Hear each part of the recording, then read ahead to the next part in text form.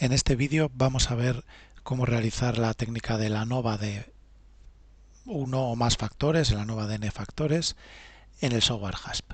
La base de datos que tenemos delante tiene 4 variables categóricas, 3 de ellas nominales, las 3 primeras, y una de ellas ordinal, y una variable de escala. En concreto, tenemos la primera variable nominal sexo biológico, hombre o mujer, con 2 categorías, por lo tanto es una variable nominal dicotómica. La segunda variable pregunta sobre la condición de repetidor, también es nominal dicotómica, repetidor o no repetidor. La tercera variable pregunta o aporta información sobre la estructura familiar del estudiante, en qué familia vive, si vive en una familia nuclear en la que el estudiante tiene 2 progenitores, una familia monoparental en la que el tutor legal es un solo progenitor, o una familia extendida en la que vive en el mismo hogar, además de con los 2 progenitores, con algunos otros familiares como abuelos, primos, etcétera, etcétera. Estas las variables nominales. La estructura familiar tiene 3 categorías, por lo tanto es politómica. Y por último tenemos una variable ordinal que es el estatus migratorio. Se ha preguntado a la persona, bueno, no es ordinal, perdón, también es nominal, porque se ha preguntado a la persona sobre si es nativo o si es inmigrante, ya sea de primera o de segunda generación. Recordad que el inmigrante de primera generación es aquel que ha nacido fuera del país de referencia, y el de segunda generación es el inmigrante que ha nacido en el mismo país de referencia y que son sus padres los que han nacido fuera del país de referencia. Tenemos una base de datos de 335 sujetos y por lo tanto la falta de normalidad en cuanto al supuesto previo de normalidad no es excesivamente grave, porque sí que tenemos una muestra grande y por lo tanto a partir del teorema central del límite podríamos justificar una falta de normalidad moderada en estas técnicas de ANOVA. Bien, pues nada, vamos a ello. Entonces tenemos que ir a ANOVA y a la primera opción que pone ANOVA. Aquí es donde aplicaremos o solicitaremos tanto el ANOVA de un factor como el ANOVA de n factores. Lo que nosotros vamos a hacer con este modelo es tratar de explicar el nivel de la variable criterio de nuestra variable de escala, que es la variable resiliencia, es decir, tratar de establecer un modelo predictivo de la resiliencia a partir de las variables predictoras, las 4 variables predictoras que nosotros tenemos, que son de tipo nominal o ordinal, en este caso todas nominales. Así que nada, vamos a añadir la resiliencia como variable dependiente y nuestros factores como factores fijos. Ahí los añadimos. Fijaos que lo primero que me dice es que no se puede realizar el análisis. ¿Por qué? Porque por defecto el propio HASP nos incluye tanto los efectos principales de los factores fijos como los efectos de interacción de todas las interacciones posibles, de las interacciones de nivel 1, es decir, sexo con repetidor, repetidor con estructura familiar, sexo con estructura familiar, etcétera, etcétera. También las de nivel 2, sexo, repetidor y estructura familiar, etcétera, etcétera. Y la de nivel 3 que tenemos, que serían las 4 a la vez. Por eso la técnica es demasiado compleja y no tengo suficientes sujetos para poder realizar la técnica. Para pedirle el modelo más simple, lo que nosotros tenemos que hacer es ir a esta primera opción que dice modelo y aquí eliminar las interacciones que no nos interesan. Todas las interacciones son todas estas variables emparejadas que vienen entre asteriscos.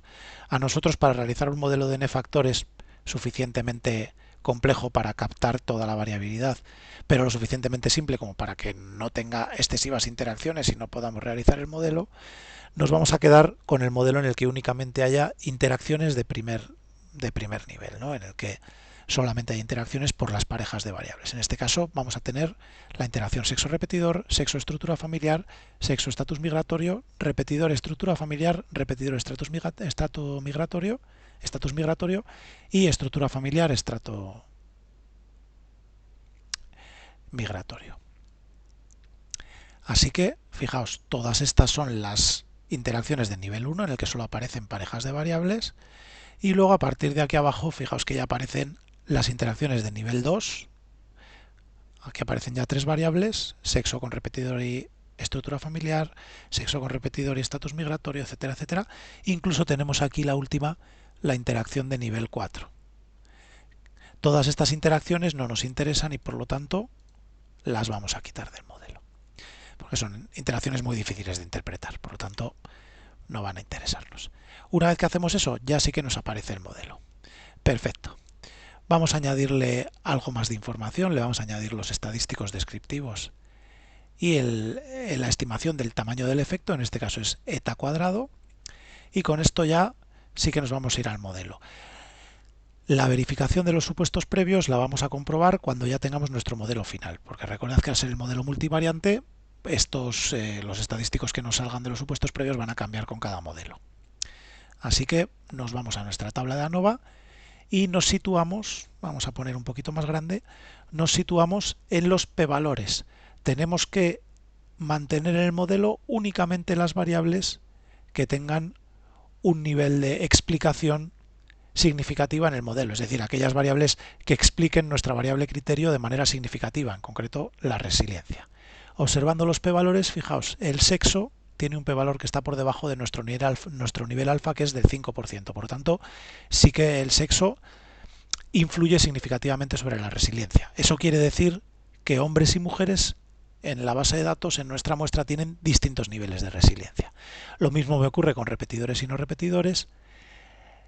La estructura familiar está cerca de 0,05, pero está por encima, por lo tanto, en estos momentos no es significativa. Y el estatus migratorio tiene un p-valor que está muy por encima de 0,05. En este caso, que tengo dos variables que están por encima de 0,05, eliminaría la que tenga el valor más alto.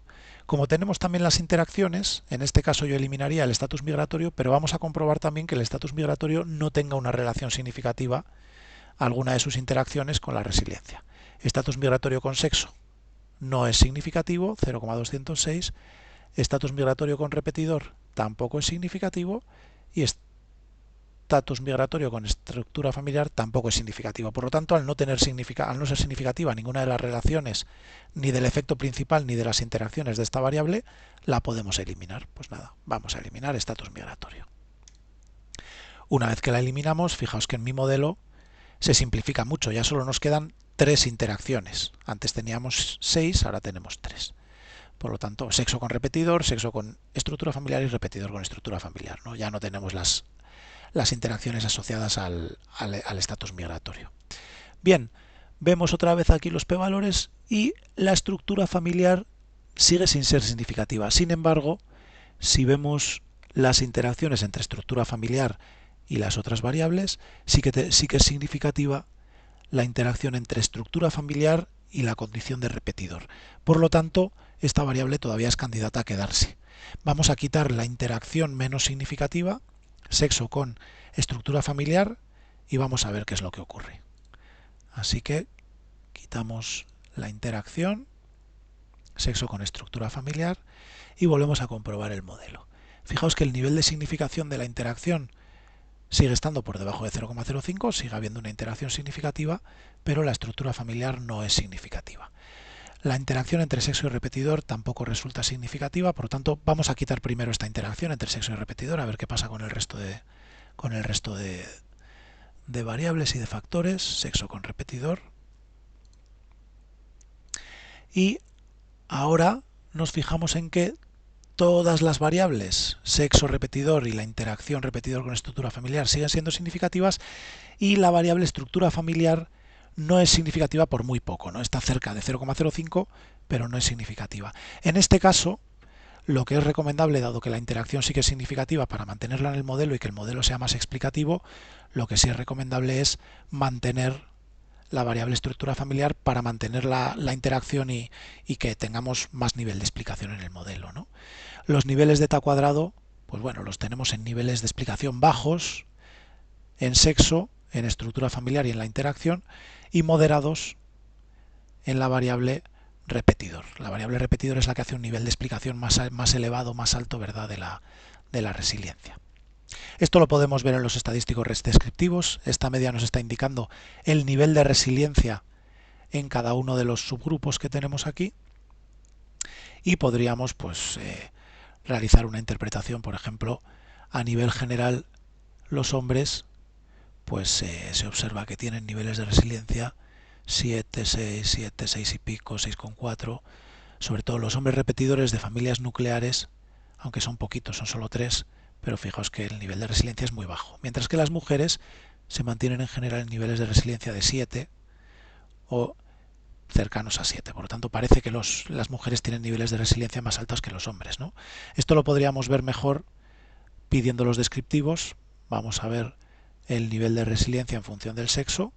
Y fijaos, la media de la resiliencia de las mujeres es 7,24 y de los hombres 6,94. Por lo tanto, viendo que el sexo sí que tiene una relación significativa con la resiliencia en el modelo, y viendo estos datos podemos afirmar que los hombres tienen niveles de resiliencia más bajos que las mujeres, o al revés, ¿no? Las mujeres tienen niveles de resiliencia más altos que los hombres.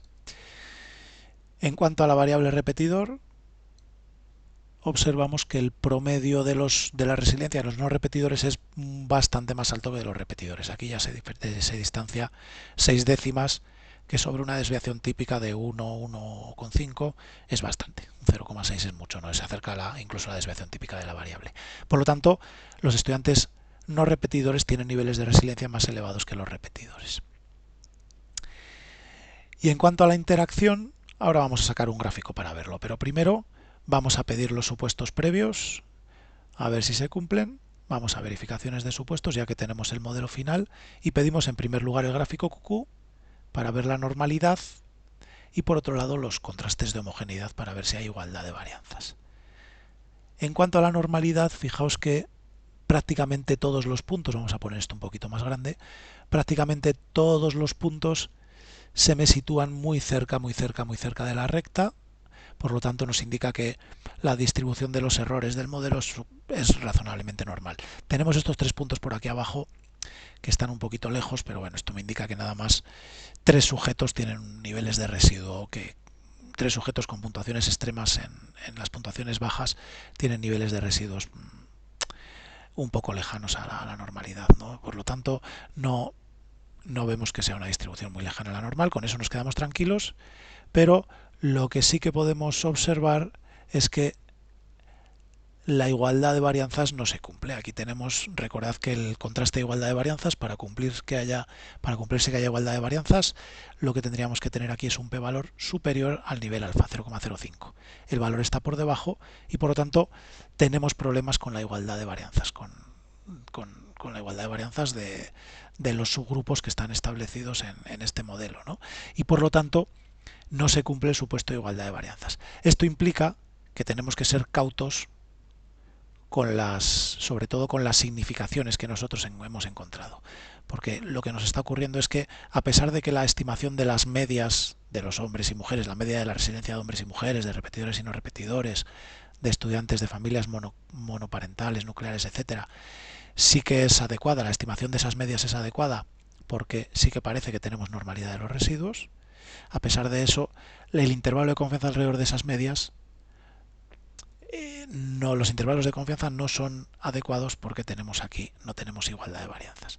Por lo tanto, tenemos que tener cuidado con interpretar estas significaciones. No obstante, vamos a continuar con el modelo.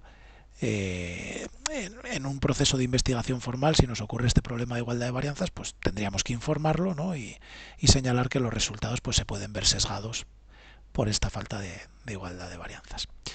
Bien, una vez visto esto, vamos a intentar interpretar esta interacción. ¿Cómo vamos a interpretar la interacción? Pidiendo un gráfico que nos va a facilitar interpretar esas interacciones. Entonces lo que nos vamos a ir es a esta opción de gráficos descriptivos y le vamos a pedir un gráfico entre las variables que interaccionan, que es repetidor y estructura familiar.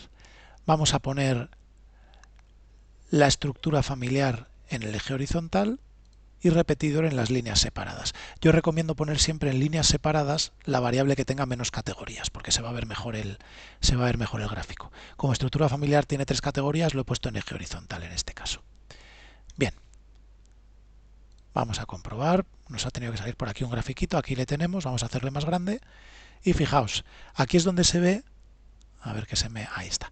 Aquí es donde se ve dónde está la interacción entre las variables. Es decir, donde estas líneas de repente dejan de ser paralelas, ¿no? Y se convierten como en la diferencia entre monoparental y nuclear, que de repente una línea baja y la otra sube, ¿no? Empiezan a cortarse, digamos, esas líneas.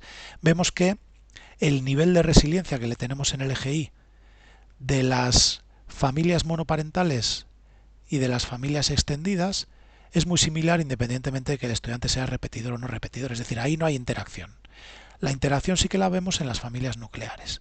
Lo que vemos es que en las familias nucleares los no repetidores tienen niveles de resiliencia mucho mayores que en las familias nucleares. Fijaos que se distancian casi 2 puntos, de 7,5 a 5,5.